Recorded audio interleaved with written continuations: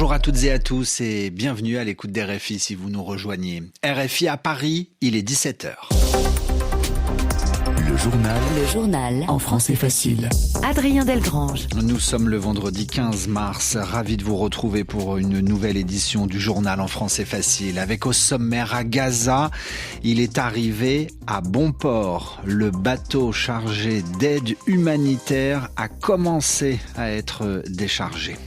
Soutenir l'Ukraine et ne jamais laisser gagner la Russie, c'est ce que vient de répéter Emmanuel Macron.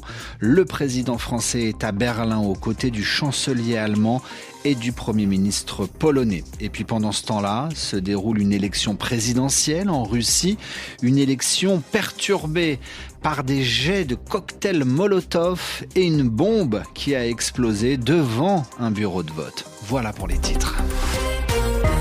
Des négociations reprennent entre le Hamas et Israël.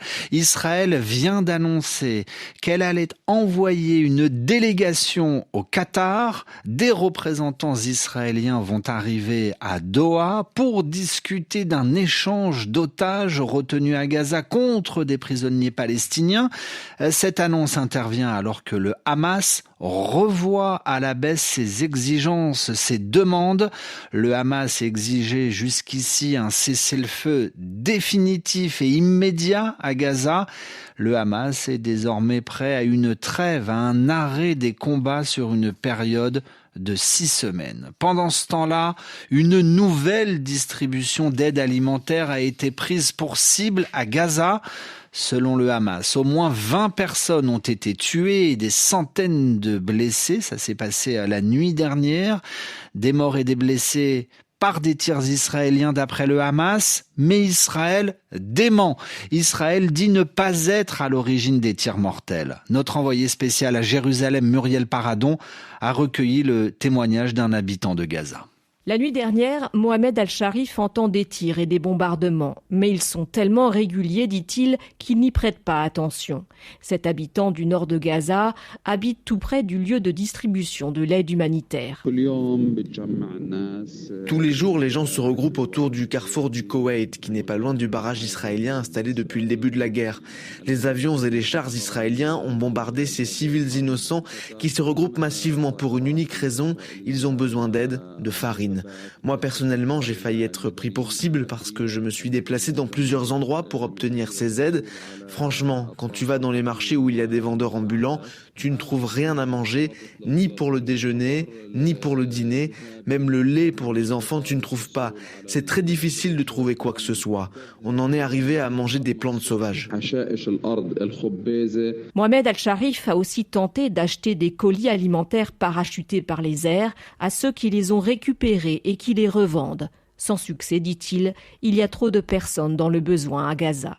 Muriel Paradon, Jérusalem, RFI. Et puis attendu maintenant depuis plusieurs jours, 200 tonnes de vivres, de nourriture, à savoir du riz, de la farine ou encore des boîtes de conserve, commencent à être déchargées à Gaza, sans plus de précision à l'heure actuelle. Et puis ce vendredi, pour les musulmans, est la première grande prière de la semaine depuis le début du Ramadan. À Jérusalem-Est, des dizaines de milliers de musulmans sont venus prier dans le calme aujourd'hui sur l'esplanade des mosquées. Une importante présence de l'armée israélienne était remarquée. Il n'y a pas eu d'incident. Le journal en français facile. Élection présidentielle en Russie.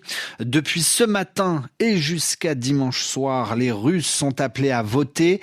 Élection émaillée d'incidents. À Saint-Pétersbourg, un bureau a été attaqué au cocktail Molotov. Dans la région de Kherson, région occupée par la Russie, une bombe a explosé devant un bureau de vote sans faire de victimes. En l'absence de toute opposition, Vladimir Poutine sera réélu triomphalement. Par ailleurs, cette élection présidentielle marque aussi quelques nouveautés. Nous sommes avec Anissa El Jabri, correspondante d'RFI à Moscou. Anissa, beaucoup de nouveaux dispositifs techniques ont été mis en place pour encadrer le vote. Oui, il y a ce vote électronique déployé dans 29 régions sur les 83 que compte la Russie, 83 plus tous les territoires occupés de l'Ukraine. La fin aussi des observateurs d'ONG indépendantes et des représentants de partis non admis dans la compétition dans les bureaux de vote.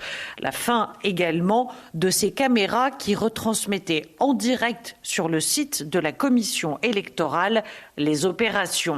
Il y a surtout cette autre première, un vote étalé sur 3 jours et des bulletins laissés en pleine nuit à l'abri des regards. Ce vendredi est en tout cas un jour où les fonctionnaires doivent voter en masse, souvent priés d'amener avec eux 3 personnes et d'envoyer la preuve qu'ils ont exercé leur devoir civique à leurs supérieurs ou à la direction des ressources humaines. Anissa El Jabri, correspondante de Radio France Internationale en Russie. Il est 17h06 à Berlin. Emmanuel Macron, Olaf Scholz et Donald Tusk, main dans la main, les 3 dirigeants de ce qu'on appelle le triangle de Weimar, c'est ce format franco-germano-polonais, se sont retrouvés aujourd'hui à Berlin.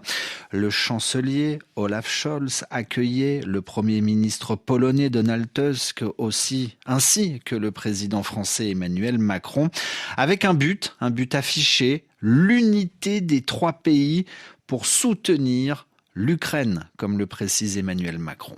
Nous ferons tout ce qui est nécessaire, aussi longtemps qu'il le faudra, pour que la Russie ne puisse gagner cette guerre. Nous continuerons de soutenir aussi longtemps que nécessaire l'Ukraine et son peuple, et nous continuerons, comme nous l'avons fait depuis le premier jour, à ne jamais prendre l'initiative de quelque escalade. La rencontre d'aujourd'hui permet d'une part de renforcer notre unité et de montrer notre détermination à 3 dans ce format si important qu'est celui de Weimar. Elle nous a permis aussi de partager une même lecture de la situation en Ukraine. Le moment est grave, c'est une époque nouvelle qui s'ouvre et nous serons au rendez-vous. Et le fait que nous soyons en ce jour tous les 3 unis, déterminés, avec la même lucidité sur la situation en Ukraine et résolus à ne jamais laisser gagner la Russie et à soutenir le peuple ukrainien jusqu'au bout, est une force pour nous, nos peuples, notre sécurité et notre Europe. Le président français Emmanuel Macron, il y a quelques instants à Berlin, aux côtés du chancelier allemand et du Premier ministre polonais. Le Premier ministre polonais qui propose une prochaine réunion du triangle de Weimar cet été. Alors pour information, le triangle de Weimar a été créé en 1991 pour sceller la réconciliation germano-polonaise. Il réunit donc la France, l'Allemagne et la Pologne. Et puis enfin, parlons de laïcité à l'école française. Alors la laïcité, c'est un principe de liberté de croire ou de ne pas croire. Il y a 20 ans, jour pour jour, la loi du 15 mars 2024 interdisait le port des signes religieux à l'école, ou les tenues qui manifestent une appartenance religieuse dans les écoles publiques. 20 ans plus tard, la question de la laïcité à l'école française reste toujours d'actualité. Carole Zerbib est professeure au lycée Vauquelin à Paris. Elle est aussi membre d'un observatoire de la laïcité. La question des tenues religieuses, c'est un petit peu la face émergée de l'iceberg. Ce à quoi on a à faire face aujourd'hui de plus en plus, c'est la contestation d'enseignement, la remise en cause de faits historiques. Donc ce sont des choses qui sont un peu plus là en rapport avec les contenus d'enseignement. La laïcité, elle préserve quand même les élèves d'avoir des connaissances et des savoirs qui s'appuient sur une vérité qui soit historique ou scientifique et qui leur permet de développer une rationalité critique. Que les élèves croient ensuite à une religion et pensent que l'homme n'est pas issu du fruit d'une évolution, mais qu'il a été créé à l'image de Dieu tel qu'il est aujourd'hui, ça, ils ont cette liberté de croire et de ne pas croire. Mais il faut aussi qu'ils sachent qu'il y a aussi une explication scientifique aux choses et pas que religieuse. Ainsi se referme ce journal. L'heure à présent de céder la place au Café des Sports sur RFI et France 24. Il va être question de football européen.